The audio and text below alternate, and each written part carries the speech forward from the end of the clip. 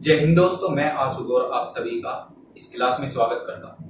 ये क्लास में लेकर आया हूँ ट्रिग्नोमेट्री में एक चैप्टर है height and distance. Height and distance के कुछ ऐसे क्वेश्चन होते हैं जो हम ट्रिग्नोमेट्री में जो वैल्यू होती है tan की, उन वैल्यू की हेल्प से बहुत ही इजीली और बहुत ही कम समय में कर सकते हैं। तो उस तरह के क्वेश्चन को आपको बताने का प्रयास कर रहा हूँ। ठीक है, बहुत ही अच्छे से समझ में आएगा, ध्यान से समझना। बस आपको पता है कि भाई tan 45 का मान कितना होता है, tan 45 डिग्री की वैल्यू क्या होती है भाई 1। इतनी बात समझ में आई। और tan का मतलब क्या होता है, tan थीटा बराबर क्या होता है, tan थीटा बराबर होता है लंब परपेंडिकुलर अपॉन बेस आधार। ठीक है, ये दो बात सबको पता है।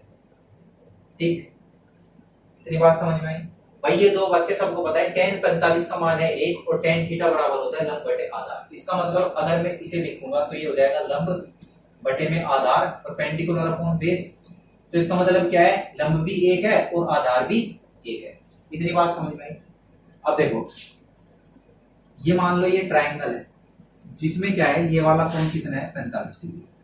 अगर किसी भी राइट एंगल ट्राइंगल में थीटा का मान कितना दे दिया 45 डिग्री, थीटा कितना दे दिया भाई 45 डिग्री, तो इस कंडीशन में क्या होगा कि उसका लंब भी एक होगा, आधार भी एक होगा। और अगर लंब और आधार एक है तो कर्ण कितना हो जाएगा भाई, पाइथागोरस थ्योरम से निकालोगे तो कर्ण का मान आ जाएगा √2। ये बात समझ में आई, बहुत ही सिंपल सी बात है। तो ये आपको क्या याद करना है भाई, tan 45 में क्या होता है, tan 45 में क्या याद रखना भाई, tan 45 में उसके सामने लंब और आधार दोनों कितना होगा, एक एक, और कर्ण कितना होगा √2। तो पहला तो है ये। ठीक, अब दूसरा क्या है, दूसरा आपको याद करना है भाई, अगर कोई त्रिभुज दे दिया, उस त्रिभुज में थीटा का मान कितना दे दिया 60 डिग्री, थीटा कितना दे दिया 60 डिग्री। अब इसी तरह से इसमें लगाएंगे हम भाई, tan 60 डिग्री का मान कितना होता है √3। तो यहाँ पे क्या हो जाएगा, ये √3 होगा, ये 1 होगा और ये कितना होगा 2 होगा। दूसरा आपको याद रखना है ये वाला ट्रायंगल। ठीक है, इतनी बात आई समझ में। अगर लंब, अगर ये कोण थीटा कितना दे दिया 60 डिग्री, तो 60 डिग्री के सामने वाला √3 होगा, ये 1 होगा, ये 2 होगा। तीसरी बात क्या है, अगर थीटा का मान कितना दे दे भाई 30 डिग्री, थीटा कितना दे दे 30 डिग्री, कितना दे दिया थीटा 30 डिग्री, तो 30 डिग्री के सामने वाला होगा 1, ये होगा √3 और ये होगा 2। तो ये तीन ट्रायंगल, देखो तीसरा भी यहीं पे लिख देता हूँ, पहले वाला जो था, पहले वाला भी यहीं पे लिख दे रहा है एक बार। ये तीन ट्रायंगल इस तरह से आपको याद करने हैं वैल्यू के साथ। अगर ये दे दिया 45 तो ये 1 1 √2 होगा। अगर दे दिया 60 तो 60 के सामने √3 होगा बटे में 1 और ये 2। और अगर दे दिया 30 तो 30 में ये कितना होगा √3 1 2। ठीक है, ये तीन ट्रायंगल आप रख लो। ठीक है, इतनी बात समझ में आई। ये तीन ट्रायंगल क्या करने हैं आपको, रट लेने हैं। इसके बाद देखो क्वेश्चन कैसे होंगे इससे। जैसे पहले ही क्वेश्चन है, पहला क्वेश्चन है, एक ऊर्ध्वाधर टावर की छाया इसकी ऊंचाई की √3 गुना है। अब देखो ये बनाया मैंने टावर, इस टावर की छाया जो है इसकी ऊंचाई की कितनी है, √3 गुनी है। कितनी है भाई, √3 गुनी। एक तो ऊंचाई अगर 1 है तो छाया भाई, अगर टावर ये है, इधर से सूरज पड़ रहा, इधर से कहीं से सूरज पड़ रहा है ये, ठीक, तो छाया ऐसी तो पड़ेगी, ये छाया होगी इसकी। अब छाया क्या है, ऊंचाई की √3 गुनी है, यानी कि छाया कितनी है भाई √3। आई बात समझ में। उसके बाद पूछ रहा है सूर्य का उन्नयन कोण कितना होगा। अभी देखो ये लंब 1 और ये √3। अब देख लो ये कौन सी फिगर में है, यहाँ पे देखो भाई, लंब 1 और आधार √3 कौन से में है, 30 डिग्री में। समझ में आया भाई। तो ये क्या होगा भाई 30 डिग्री होगा, क्या होगा 30 डिग्री। और यही मेरे से पूछ रहा है कि सूर्य का उन्नयन कोण कितना होगा, 30 डिग्री। आई बात समझ में। Option number B. समझ में आया भाई ये सवाल। अगर ये 1 है और ये √3 है तो ये सामने वाला कितना होगा भाई 30 डिग्री का एंगल होगा। ठीक, अब दूसरा क्वेश्चन देखोगे इसी तरह, एक मीनार के ऊपर से एक ही तरफ जमीन पर दो वस्तुओं के अवनमन कोण क्रम से 60 डिग्री और 30 डिग्री है। मान लो ये मीनार है, मीनार के एक ही ओर एक बिंदु और दूसरे बिंदु के अवनमन कोण कितने हैं भाई? 30 और 60। कितने हैं? 30 और 60 डिग्री। इतना दिया इसने।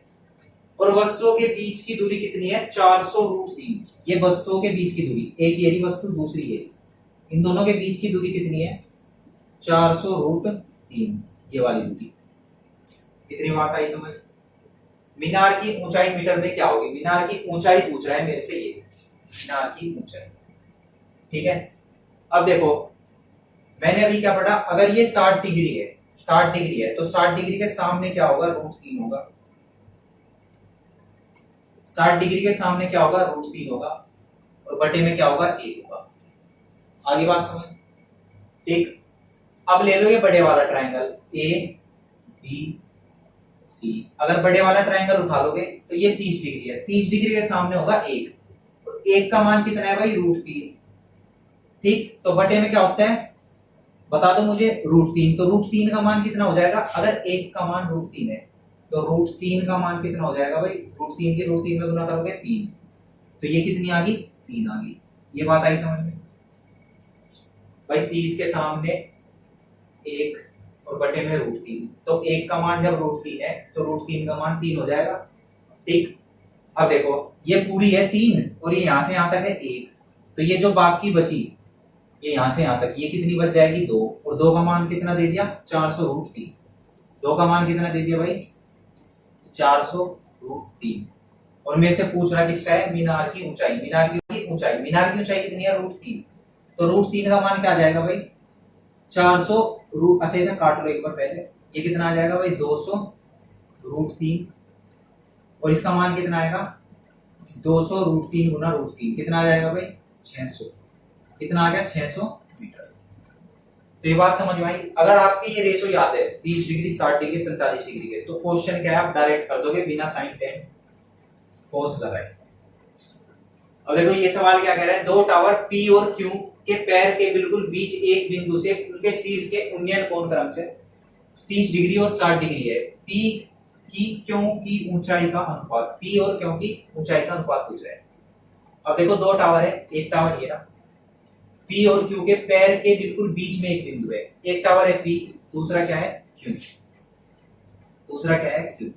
उनके पैरों के बिल्कुल बीचों बीच, भाई ये इसके पैर और यहाँ पे बिल्कुल बीचों बीच एक बिंदु है। उनके शीर्ष के उन्नयन कोण क्रम से कितने हैं? उनके शीर्ष के उन्नयन कोण क्रम से कितने हैं? 30 डिग्री। ये तो है भाई 30 डिग्री, और ये कितना है? 60 डिग्री। ठीक है, उल्टा बना दिया थोड़ा सा। P का 30 डिग्री है और Q का 60 डिग्री। P इधर लिख लो, P Q। समझ में आएगा?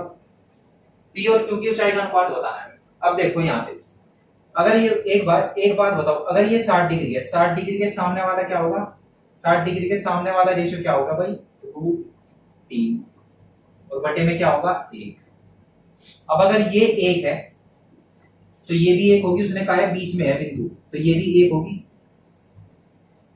इतनी बात आई समझ में भाई? अगर ये 1 है तो ये भी 1 होगी, क्योंकि ये बिंदु क्या है? बीचों बीच है। बिंदु क्या है भाई? बीचों बीच है। अब 30 डिग्री में क्या होता है? अगर ये क्या है? 1 है, तो ये कितना होता है? √3। ये बात पता है। अब 1 का मान क्या है? √3, तो इसका मान कितना आ जाएगा भाई? 1 का मान √3, तो √3 का मान कितना आ जाएगा? सॉरी, हाँ, इसके सामने क्या होता है? रेशो 1 और √3। अब √3 का मान है 1, √3 का मान क्या है? 1, तो 1 का मान क्या हो जाएगा? 1 बटा √3। ये बात आई समझ में? ऐसे देख लो साइड में भाई, √3 का मान कितना है? 1, तो 1 का मान क्या हो जाएगा? ये √3 बटे में चला जाएगा, 1 बटा √3। ठीक, इतनी बात आ गई समझ में? अब मेरे से पूछ रहा है इन दोनों का अनुपात, P और Q का अनुपात। P कितनी है भाई? 1 बटा √3। Q कितना है? √3। तो 1 बटा √3 अनुपात √3, ये बीच में है अनुपात, तो ये √3 इधर चला जाएगा, क्या आ जाएगा भाई? 1 अनुपात 3। ये इसका सही आंसर है, ऑप्शन नंबर सी। आ रही बात समझ में? अगला सवाल देखो, एक पोल एक घर के ऊपर स्थित है, घर की ऊंचाई 25 मीटर है, धरातल पर किसी बिंदु P से घर के शीर्ष का उन्नयन कोण 45 45 डिग्री है और पी से पोल के शीर्ष का उन्नयन कोण 60 डिग्री है। पोल की ऊंचाई बताओ क्या होगी। ठीक है भाई, ये एक मकान है, मकान के ऊपर मान लो ये पोल है, ये पोल बैठा है, ये मकान की छत, ये पोल। ठीक है, ये हो गया इसका कोई बिंदु। अब क्या कह रहा है कि पोल के धरातल से किसी बिंदु पी से घर के शीर्ष का उन्नयन कोण, घर के शीर्ष का उन्नयन कोण कितना है भाई 45 डिग्री।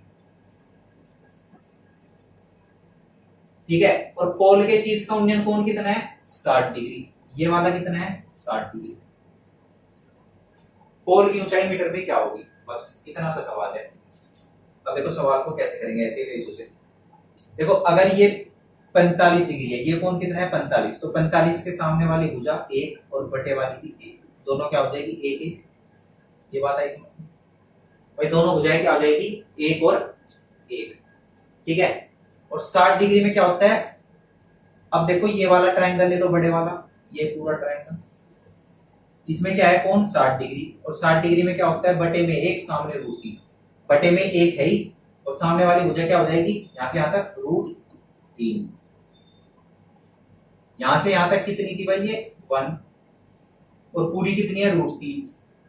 आ रही बात समझ में भाई, ये कितनी है 1 और पूरी कितनी है √3। में से पूछ रहा है पोल की ऊंचाई, पोल की ऊंचाई क्या हो जाएगी पूरी √3 में से घटा दोगे 1, ये क्या होगी पोल की ऊंचाई। अब उसने क्या दिया देखो, वैल्यू देखो किसकी दी, घर की ऊंचाई कितनी है 25 मीटर, यानी कि इस 1 का मान कितना है 25 मीटर। अब अगर 1 का मान 25 मीटर है तो इसका √3 - 1 का मान कितना हो जाएगा भाई 25 गुना √3 - 1। डायरेक्ट उत्तर आ गया आपका ऑप्शन नंबर सी।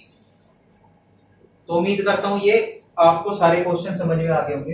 हाँ ठीक है, बस आपको ये 3 ट्रायंगल और इनकी ये वैल्यू याद रखनी है। ठीक है, ये ट्रिपलेट ही है एक तरह से मान लो, और ये वैल्यू रखनी है। उसके बाद सवाल क्या हो जाएंगे बहुत इजीली, बहुत जल्दी जल्दी सवाल होंगे। ठीक है, क्लास को एक बार रिपीट करके देख लेना, थोड़ा सा एक बार समझने में मुश्किल लगेगा, अगर समझ में आ गया तो फिर बड़े आसानी से आप सवालों को कर लोगे। तो उम्मीद करता हूँ क्लास आपको अच्छी लगी होगी। आज के लिए इतना ही, जय हिंद, धन्यवाद।